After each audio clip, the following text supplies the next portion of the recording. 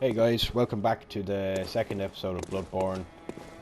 Where we left off was we got here for the first, we did the first few cutscenes, fought the werewolf at the start of the game. Now we have, I'll show you how to equip everything. We have our hunter's axe and our hunter pistol. So these are our weapons throughout the game. We want to take you through a few of the things. Very interesting about this game, if you're a Dark Souls fan, you will it's kind of, you can't think of it as a Dark Souls game because everything you've kind of learned in Dark Souls, you kind of almost have to put away a little bit because gameplay mechanics are different, what can be used against enemies are different. Also with different varying enemy types and stuff, you kind of have to put all that stuff away that you learned from Dark Souls. But anyway, we're going to dive straight into this. Right, attacking R1 with your normal weapon like this. Just straight up blunt attack. Now, when you press L1, puts away your pistol. Long-handed weapon. Like Dark Souls, you can't change up the weapons, but you can have two-handed weapons and stuff.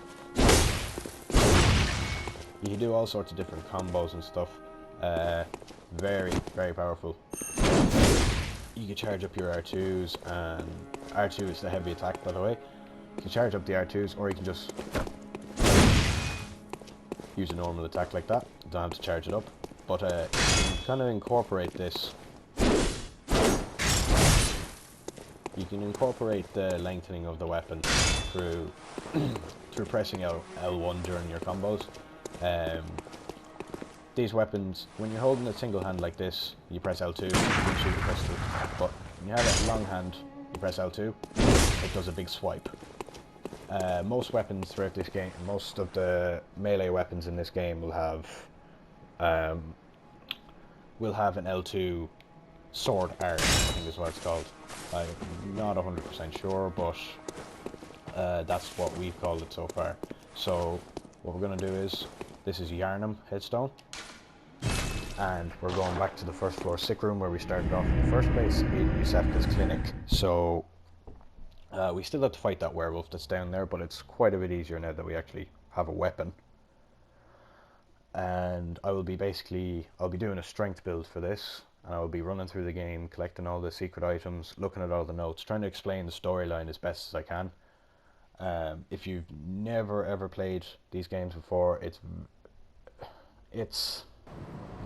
challenging, but somewhat it's addicting almost. So, right. There's Mr. Werewolf there. He has my souls. So, and he's going to... a minute.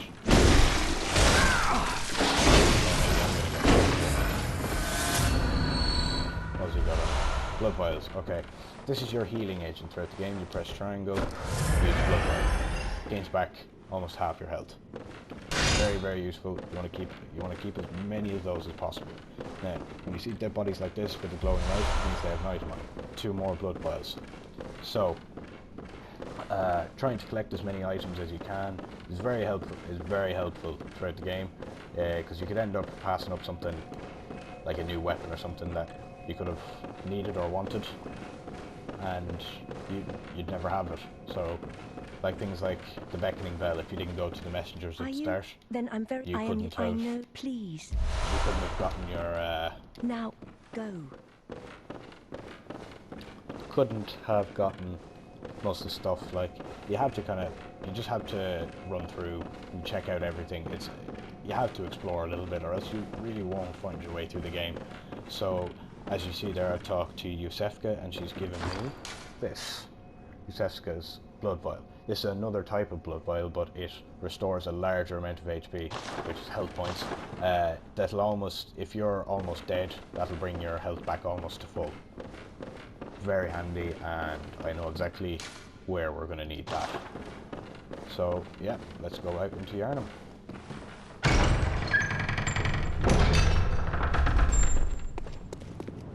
So, this is the first place. You see, we can't go in there yet. That will become apparent as we go through the game. So, as I've said before, you always take a quick look around.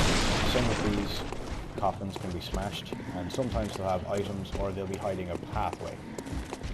So we're going to go along the first gate properly into Yarnum. And I will kind of explain the story as we go along, because if I start explaining the story now, it'll ruin the gameplay and it'll ruin, and also it probably won't make much sense either. So, right, this is one of the types of enemies. These are just basic bitch enemies. 3 hits, dead. Depending on what type of enemies you find, you can find different things on them, like you'll see in a moment. There's another 2 more blood vials, very handy.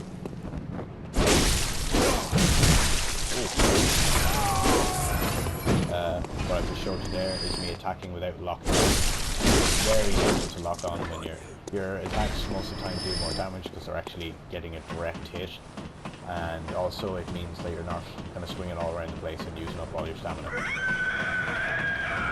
we can hear the first boss. Right, so we have our first lantern outside Yuzefka's clinic, which we can light. Just did.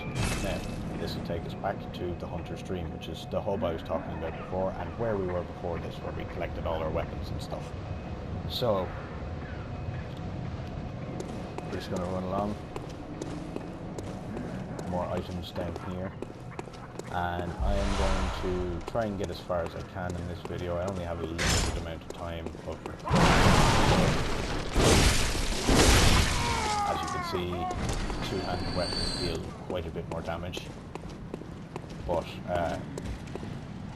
with an axe it's not too bad, but it can become a lot slower to depending on what 2-handed weapon you're using.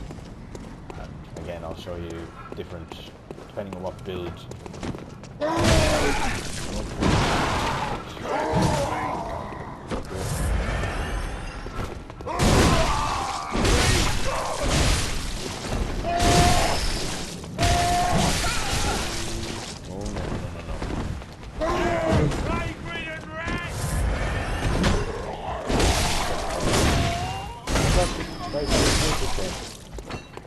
Never said I was any good at it.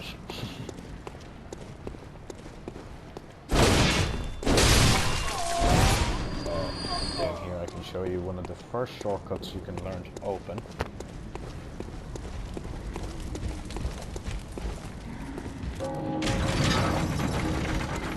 First shortcuts you will open. So see if that's open there. Out, go back at the starting area. We can go back down to Yuzefka's clinic that way, or we can go up to the lantern up there. So we're gonna kill this guy. Hopefully he won't cock block me. Wait till he turns around.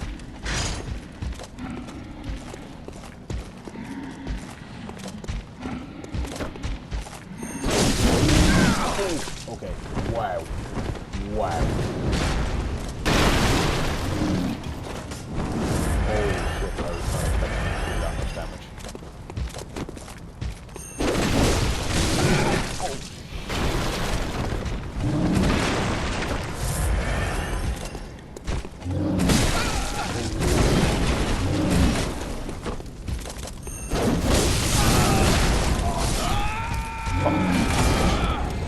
Well, I guess that's the end of the first episode, second death.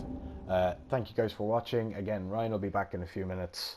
Well, hopefully a few minutes, and you'll get a chance for him to talk you through this game. He knows a lot more about this game than I do. I kind of just like going on rampages and killing everything. So that'll be the end of the first episode. Thank you for watching. See you next time.